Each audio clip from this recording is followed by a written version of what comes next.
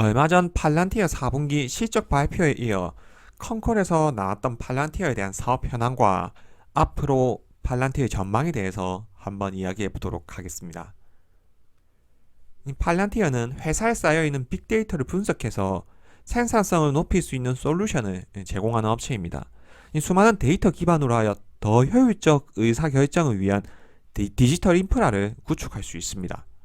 이 회사는 규격화된 마이크로 오피스나 포토샵 같은 소프트웨어를 사용하는 게 아닙니다. 이 고담은 각 업체별 맞춤형 외주 프로그램입니다. 이 업체별 자체의 서버 프로그램이나 자체 보안 프로그램이 있으면 거기에 맞춰서 맞춤형 외주 프로그램을 설계하고 분석하고 솔루션을 제공하는 방식입니다. 상업용인 파운드리도 사실상 동일합니다. 이 사업 영역별로 회사의 특성별로 회사의 니즈에 따라 케이스 바이 케이스로 솔루션을 제공하기 때문에 당연히 사스 프로그램을 제공하는 소프트웨어 업체 대비 비용이 많이 들 수밖에 없습니다.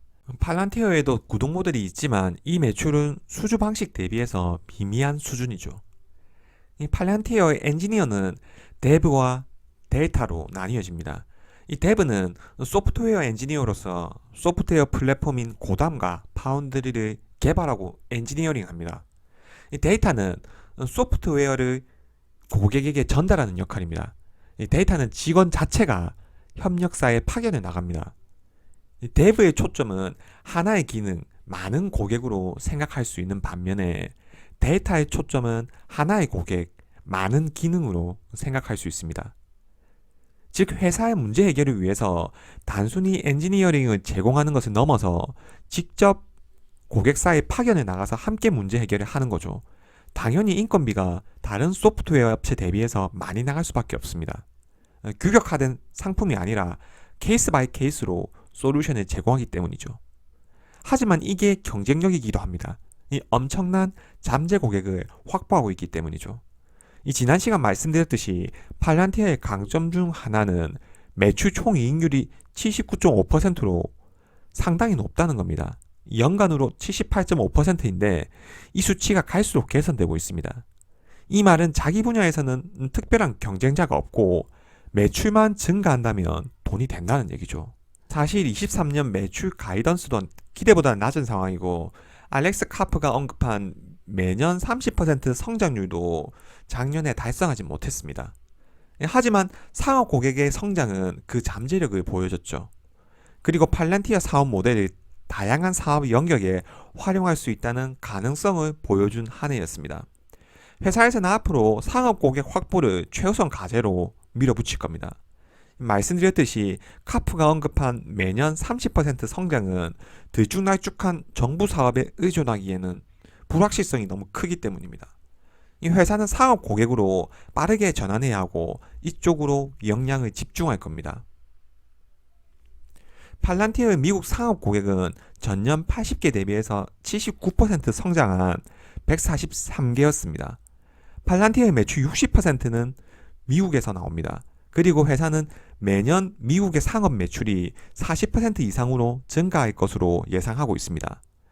현재 미국에서는 상위 1000개 회사 중 15%만이 팔란티어 제품을 구매하고 있습니다. 이는 아직까지 성장할 여지가 많다는 것을 의미하죠. 그리고 가장 중요한 것은 미국에서 모든 산업 분야에서 팔란티어 제품을 이용할 수 있다는 겁니다. 의료, 물류, 제조, 에너지, 자동차와 유틸리티 등 확장성이 무한하다는 거죠. 특히 의료 분야에서 성사된 거래 건수는 작년에 2배 이상 증가했습니다. 회사는 최근 클리블랜드 클리닉, 템파 제너럴 등 미국 대형 병원 시스템과 계약을 체결했습니다. 최근 2,400개 이상의 의료 사이트 운영업체와 계약을 체결했다고 합니다. 이 네 가지 병원 시스템을 합치면 미국 전체 병원 시스템의 거의 10%를 차지한다고 합니다. 카디널 헬스는 최근 파운드리를 사용해서 임상 데이터를 제약 제품에 대한 실시간 고객 구매와 소비 데이터와 결합하기 시작했습니다. 의료 시스템과 병원의 수익을 빠르게 개선하기 위해서 구매 결정 통찰력을 제공하는 솔루션을 설계할 수 있는 거죠. 팔란티어의 플랫폼을 활용해서 핵심 의약품에 대한 접근성을 개선하고 약국 재고 관리를 간소화하는 혁신적인 프로세스로 의약품 공급망을 재편했다고 합니다. 그럼 팔란티어 제품이 회사에 실제적으로 도움이 되는 걸까요? 예를 들어 타이슨 푸드는 팔란티어와 협력해서 2억 달러에 가까운 추가적인 매출을 달성했다고 합니다. 이 타이슨 푸드는 미국에서 소고기나 이런 육류 제품을 가장 많이 수출하는 육류 업체 중에 하나입니다.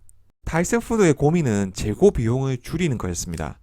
팔란티어와 협업해서 재고를 트럭과 유통센터에 최적으로 할당하는 모델을 구현해서 비용을 줄일 수 있었고 단위 시간당 더 많은 제품을 생산할 수 있었다고 합니다. 사업 영역과 산업 현장에는 수많은 비효율이 존재합니다. 따라서 팔란티어 소프트웨어를 이용해서 생산성을 향상시킬 수 있는 분야는 무궁무진하며 확장성도 빠르다는 거죠. 팔란티어는 미 국방부와 CIA 등 미국 정부와 일한다는 사실은 모두가 알고 있을 겁니다. 팔란티어 입장에서는 엄청난 마케팅이 된 셈이죠. 정부 사업은 전반적으로 성장세를 보였고 4분기에 전년 대비 23% 증가한 2억 9,300만 달러의 수익을 창출했습니다. 이는 3분기에 강력한 계약을 반영하고 있죠. 정부 사업은 사실 수주를 받은 사람만 받을 수 있습니다. 한번 다뤄봤던 업체들에게 계속 수주를 주는 경향이 있죠. 보안 문제 때문입니다. 특히 팔란티어가 수행했던 프로젝트들은 필연적으로 빅데이터를 효율화하는 임무이고 이는 수많은 보안을 필요로 하는 작업입니다. 다른 회사에게 수주를 주려고 하면 다시 이러한 보안 문제를 오픈해야 하는 거죠. 하지만 정부 사업은 대규모 사업인 반면에 수주가 들쭉날쭉합니다. 특히 안정적인 현금 흐름이 필요로 하는 소프트웨어 회사 입장에서는 이런 사업 구조가 달갑지 않을 겁니다. 팔란티어 입장에서는 고객 규모가 중요할 수밖에 없습니다. 이 팔란티어 매출의 53%는 거의 5천만 달러 규모의 대규모 거래입니다. 큰 규모의 거래이고 미치는 영향도 클 뿐만 아니라 팔란티어에서도 수주 이후 원가 절감을 한다면 충분히 마진을 가져갈 수 있는 거래입니다. 하지만 프로젝트에 이 정도의 거래를 할 수 있는 고객은 제한적입니다.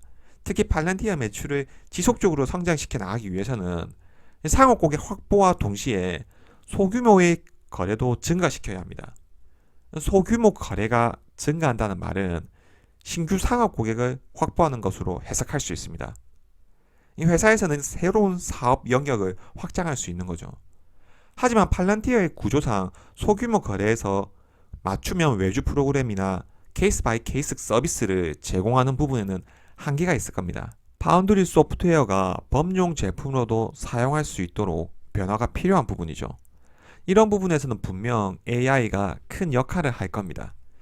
그리고 소규모 고객과의 신규 거래를 통해 더 큰 거래로 교차 거래를 성공시킬 수 있도록 노력해야 할 겁니다. 최근 평균 고객 규모는 감소하고 있으며 이는 소규모 고객과의 거래 수가 증가하고 있기 때문입니다.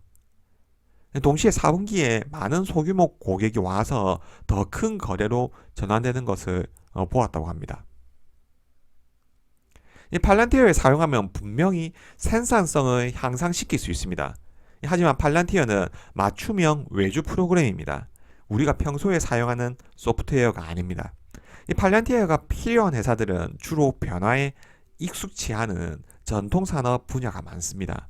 이 변화에 빠르고 뭔가를 받아들이려고 하는 IT 업계와는 약간 거리가 있죠. 굳이 팔란티어 프로그램을 사용하며 기존에 일하던 루틴을 바꾸고 싶어 하지 않을 겁니다. 바꾸고 싶어 하는 사람은 CEO일 겁니다. 팔란티어를 선택해서 변화시키는 과정이 어려울 수 있습니다. 이게 팔란티어 매출이 빠르게 성장하지 않는 이유입니다. 이 사업 영역 확장은 무한하나 사용자들이 이러한 변화에 익숙지 않기 때문이죠. 그리고 팔란티어는 높은 밸류에이션을 유지하고 있습니다. 이 팔란티어는 지난 분기에 매출이 18% 증가한 반면에 현재 매출의 약 9배 거래되고 있습니다. 현재 경기 상황에서 매출의 9배 정도의 평가를 받으려면 매출 성장률이 얼마나 돼야 할까요? 더군다나 팔란티어는 카프가 언급한 연간 성장률 달성에도 실패했습니다. 아직 수익성 있는 모습도 제대로 보여주지 못했죠. 시장 상황과 다른 소프트웨어 기업 대비 싼 주가가 아니라는 겁니다.